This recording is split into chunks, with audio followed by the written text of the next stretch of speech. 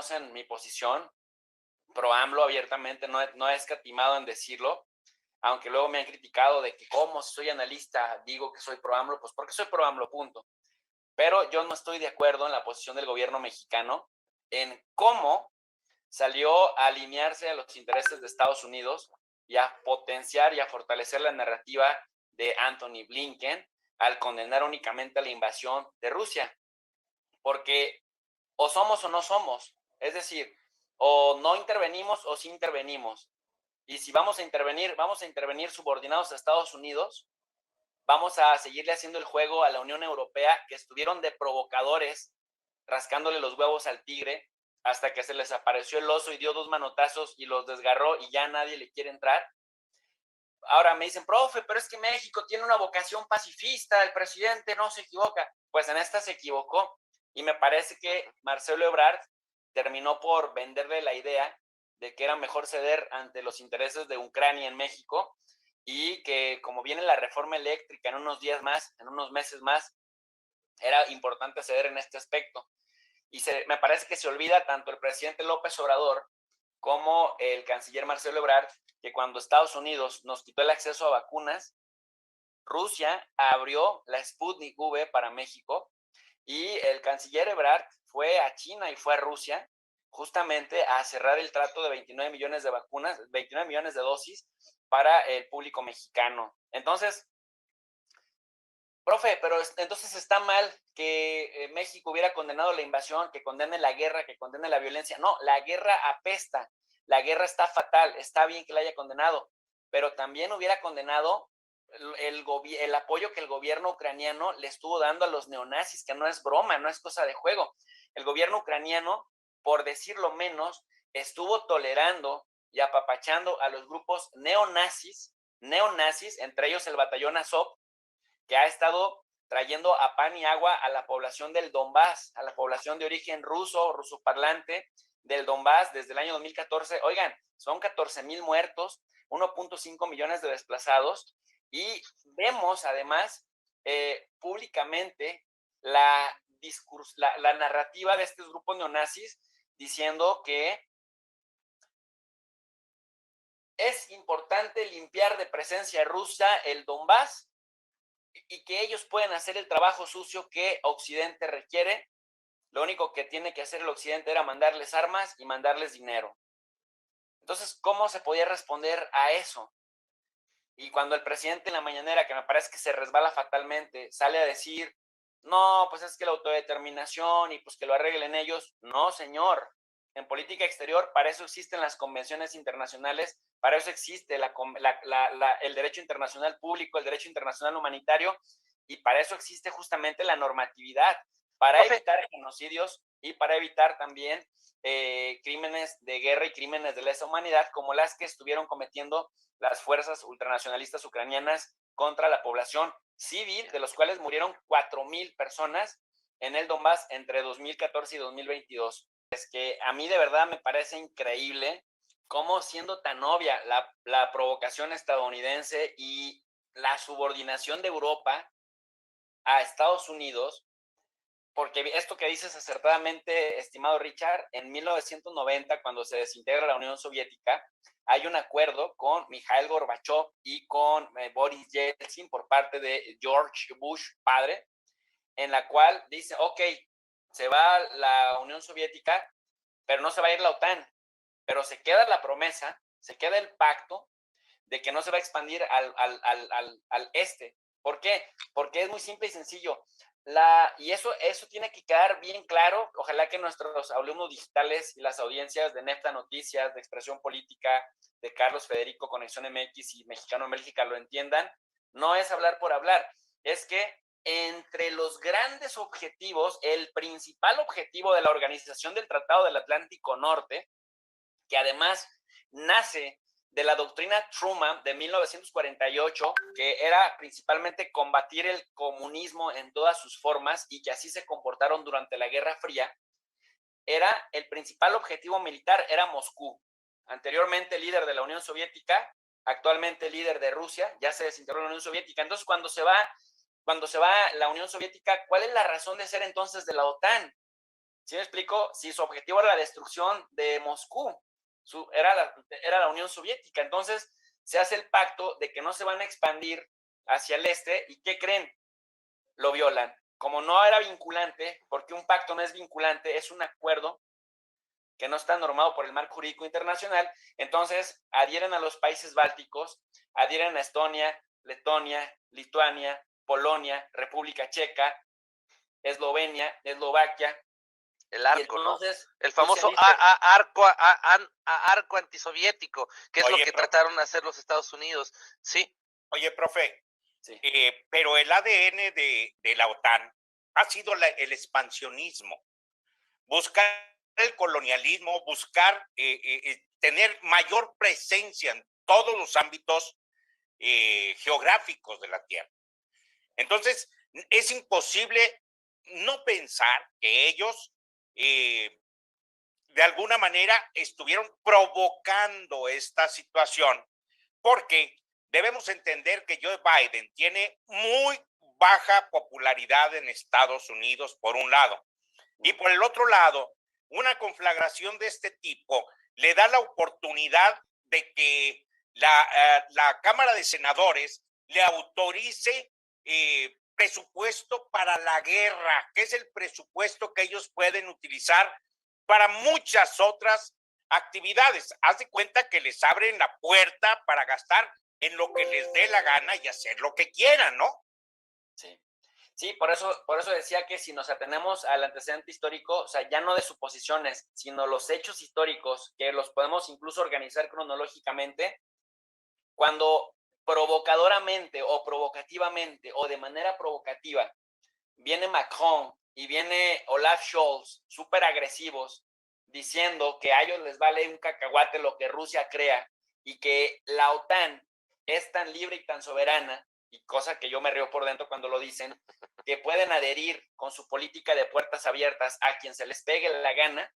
Correcto. Y dicen, Georgia y Ucrania también son bienvenidos, que son las líneas rojas de Putin, así como para China, Taiwán es su línea roja.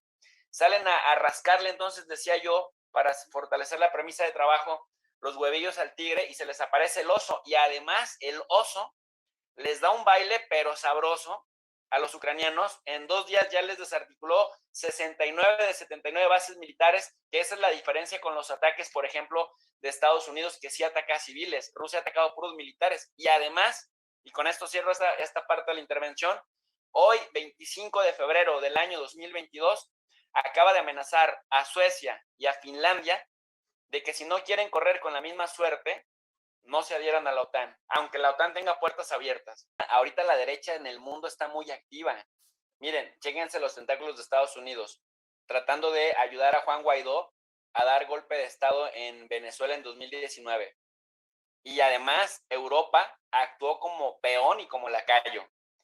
Recuerden ustedes el golpe de Estado también en contra de Bolivia, que si no es porque reacciona México y apoyan a Evo Morales y con la fuerza viva de Evo Morales, Lucho Arce gana la presidencia y recupera el movimiento al socialismo, el control político de Bolivia, era una derecha fascista, golpista, que ya estaba cantando victoria. Si esto mismo nos ponemos a pensarlo en el plano de Canadá, ustedes ven que en Canadá hay unos pues traileros que han provocado una crisis porque cerraron prácticamente el punto de acceso. Originalmente las demandas eran legítimas. ¿Eran legítimas en qué sentido? En el sentido de que ustedes me conocen, yo he sido pro vacuna, he invitado a la gente a que se vacunen, pero yo también soy pro AMLO en el sentido de que cada quien elige cómo morirse o cómo vivir.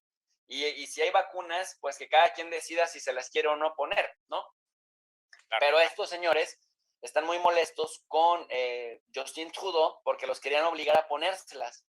Entonces, el fiscal de Texas y el gobernador de Texas y grupos de ultraderecha tejanos empezaron a financiarlos para que aguantaran el paro que ya empezó a dañar a la economía canadiense, porque además están sobre el punto fronterizo más dinámico del mundo.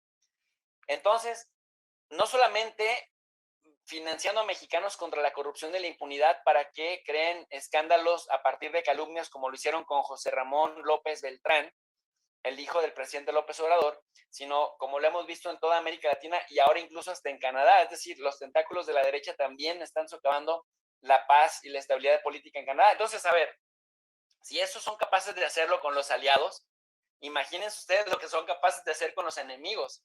Y la realidad es que estuvieron enviándole armas a Ucrania, armas 300 toneladas, no es poca cosa, enviándole millones de dólares también al gobierno de Ucrania y además respaldándolos diplomáticamente en Naciones Unidas. A mí me parece muy revelador, yo lo he mencionado en muchas ocasiones acá, me parece tristemente revelador el hecho de que Estados Unidos y Ucrania sean los únicos dos países que en Asamblea General de Naciones Unidas no quisieron condenar, votaron en contra de la resolución que en el 2020 y en el 2021, en los meses de diciembre, condenaban la glorificación del nazismo en todas sus formas, neonazismo, fascismo, y que además Joe Biden sale a dar la justificación de la primera enmienda constitucional que dice tienen el derecho los estadounidenses a manifestarse lo que quieran. No, en el nazismo no, porque el nazismo es una ideología criminal. Y además No, Francia, Italia... Y profe, que no se nos olvide, perdón que te interrumpa, pero que no se le olvide a la gente. Y Francia, Alemania, Italia, España, Inglaterra se abstienen. Pues básicamente, estimado Carlos, el estar viendo, me indignó mucho esta mañana ver en la televisión tradicional española que han estado utilizando imágenes de accidentes, de explosiones en China del 2015 para darlo como primera nota ante audiencias con mayor rating en televisión española, en Antena 3 me parece que se llama el medio. Rusia bombardea Ucrania y luego sale una imagen de un señor persinando a su hija, de que ya se va a ir a pelear en contra de los rusos que entraron a Ucrania. Y es una imagen de hace unos 2 meses de alguien del Donbass, de un ruso del Donbass, que se va a pelear en contra de los neonazis. Entonces empiezan a sacar de contexto y el colmo, estimado Carlos, fue escuchar a Boris Johnson diciendo que le da un paquete de sanciones a Rusia por atreverse a agredir a Ucrania, y el colmo, Israel, que tiene sometidos a los palestinos y los tiene viviendo de manera inhumana, con una gran prisión, un gran gueto en la franja de Gaza, unos miserables, 2 millones de seres humanos sin tener delitos, niños, viejitos, mujeres, los tienen viviendo como animales, de condiciones infrahumanas, y los muy descarados de los sionistas se atreven a condenar a los rusos y no dicen nada de su colaboración militar también con el gobierno neonazi de Ucrania. Entonces dije, ¿qué es todo esto? Esto es cinismo puro. Francamente me decepcionó mucho la exposición del presidente López Obrador y su chatez en términos de política internacional y sobre todo de Marcelo Ebrard, que me parece ventajoso en el sentido de que él ya se ve presidenciable y él está abonando con el sionismo internacional y con los globalistas, está abonando el camino a tener unas buenas relaciones, que no tengan obstáculos, principalmente desde Washington, que no vayan a decir, Marcelo Ebrard quiere ser presidente de México, pero en el tema de Rusia se puso a condenar a Rusia y no tuvo los tanates para condenar a Rusia, por más que la embajada de Ucrania se lo pidió, por más que la sociedad civil organizada de México y los medios, los periodistas, empezando por Loretito, se lo exigieron, se dieron. Se dio Ebrard, se dio López Obrador, y teniendo la legitimidad que tiene el presidente López Obrador, millones y millones de personas le van a creer que Rusia invadió Ucrania injusta e inmisericordiamente, porque además se refirió al tema de que es inadmisible que una potencia se meta en los asuntos de un país más pequeño y más débil, sin explicar todo el trasfondo y sin hacer una sola crítica al neonazismo que está surgiendo en ese país. Entonces, uno dice, está bien disentir, está bien tener diversidad de opiniones. Lo que no está bien es omitir unas cosas y darle fuerza a una narrativa que se ha ido construyendo con muchas mentiras, como esto que les explicaba. Están sacando de contexto a bombazos de Siria, de Israel en Palestina, de accidentes, de explosiones en China. Bueno, en la televisión española son tan mentirosos y tan mitómanos que incluso imágenes de videojuegos de guerras las pusieron en primera plana diciendo el ejército de Rusia está bombardeando Ucrania y la dieron por buena. O sea, hay lorets de mola por todos lados en cada país, engañando gente, y que el gobierno mexicano no tenga una postura crítica de eso, nada más alimenta la narrativa que históricamente nos lleva a legitimar los intereses de los consorcios, de los complejos militares, Carlos.